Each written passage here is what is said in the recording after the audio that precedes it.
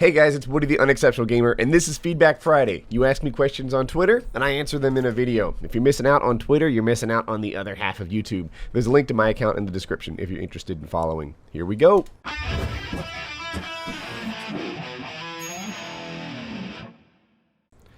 Woody, how do you feel about the Xbox One being geared more towards TV and entertainment than gaming?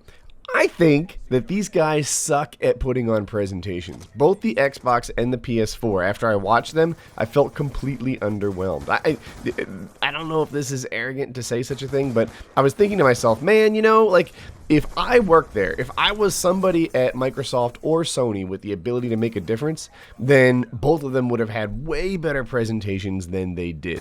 The truth is that the Xbox One and the PS4 are both going to be pretty good gaming consoles. That the old ones are long in the tooth. They don't perform like they should.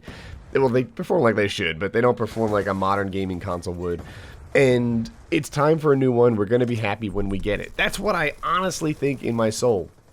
I also think that they both did pretty crappy presentations. On the PS4 side, it was like the presentation was geared towards developers. Oh my god, we made this thing so developer friendly. Developers are going to be so happy. They're obviously addressing a common complaint that they heard with the old PS3.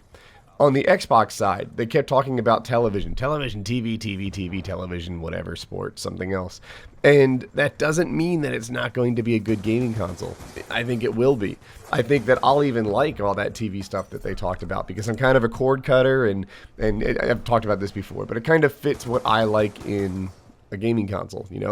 It's good at gaming and it's good at Netflix and Hulu and all that other crap.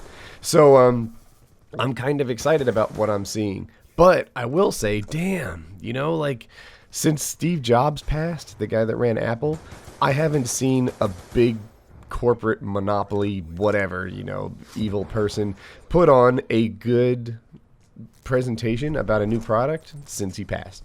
I know I said that weird, but yeah, so what do I think about it? I think that it's not as dire a situation as we've made it out to be. I think that in reality, it'll be a pretty good gaming console, comparable to the last one. Oh, I did want to throw in this, one thing I noticed.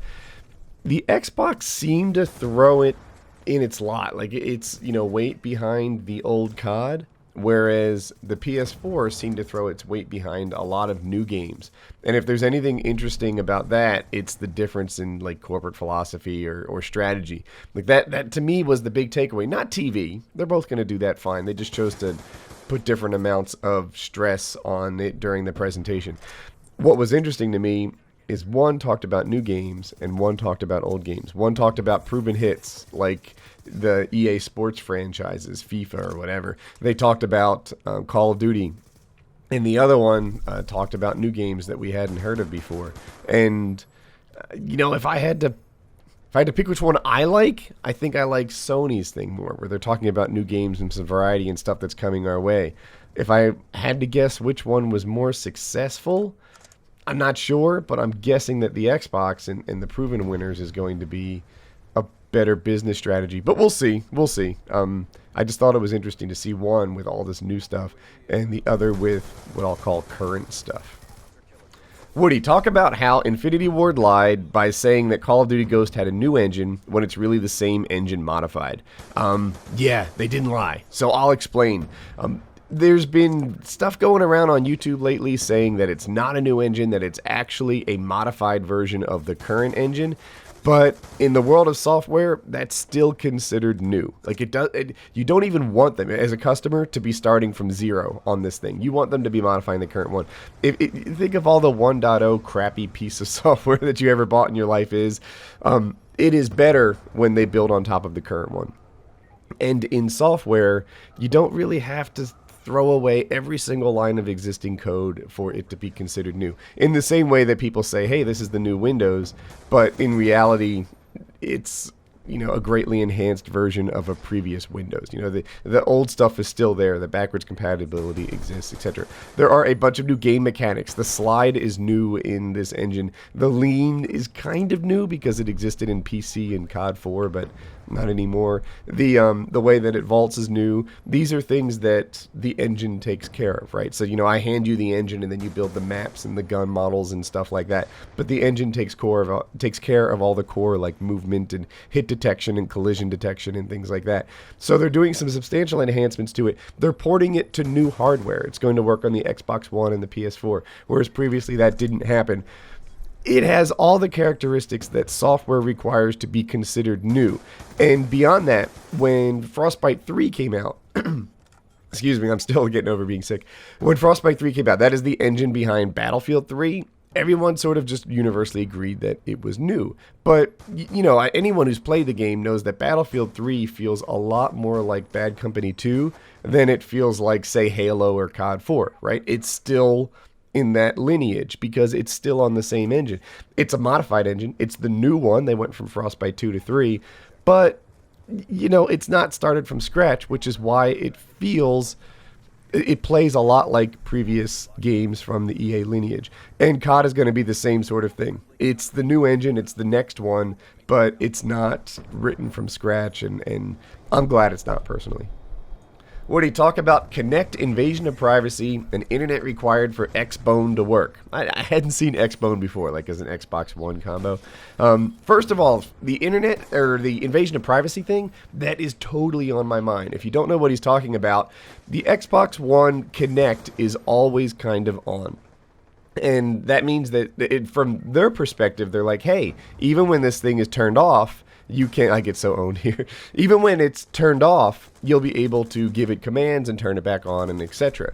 There are some people who've turned it into some sort of like, remember in Batman when Alfred turned on every camera in the city and knew what everybody was doing and was able to locate people? Some guys think that's Microsoft's master plan to rule the world. I'm not one of them. Having said that, anyone who watches my stuff knows that I've been a target for hackers in the past. And it is critically important to me that you can't, I won't buy a computer with a webcam in it unless the light turns on. If you don't know, hackers haven't been able to, hijack somebody's webcam without turning the light on. So you have to be, not very computer savvy to fall for it. If the Kinect suddenly allows, the webcam to be on without the light being on, and people can, I'm afraid the thing will get hacked and that I'll lose privacy that way. I don't think Microsoft is going to spy on me and watch me watch Netflix. I don't think Microsoft is interested in watching me watch, play games or something. But I don't want hackers to be able to tap into my system and see it in a way that they couldn't before. And it's always on, and that's just crap. So I am concerned about that. On the second part of your question, internet connectivity being required for Xbox One to work. Yeah, they did it kind of clever. They made it so that you only have to connect once every 24 hours. And that's good because I don't have an internet connection that is as rock solid reliable as, say, my power connection. But, it's still a pain. It sucks that honest customers have to be inconvenienced for dishonest customers so that they can't cheat and pirate their games and stuff like that. But, it is what it is. I see why they made that call. I wish they didn't have to. Woody, do you think Ghost will support the competitive or pub stomping scene? So for those of you that don't know, Modern Warfare 3 did not support the competitive scene. It was almost impossible to do LAN stuff right over there. The host of the game would choose what classes everybody could have, and when you started, sometimes through no fault of your own, you couldn't join fast enough, and then you were just knocked off. And there's no way that MLG could have run a game with LAN implemented as poorly as it was. So I talked to Optic Hex. He runs the Optic Gaming competitive team and such, and he told me that they tell him it's going to support the competitive scene like you want it to. And that's a good thing. Having said that, historically, Infinity Ward will say anything to sell its game at this point in the life cycle. So, heck, what did they say? F you, last stand?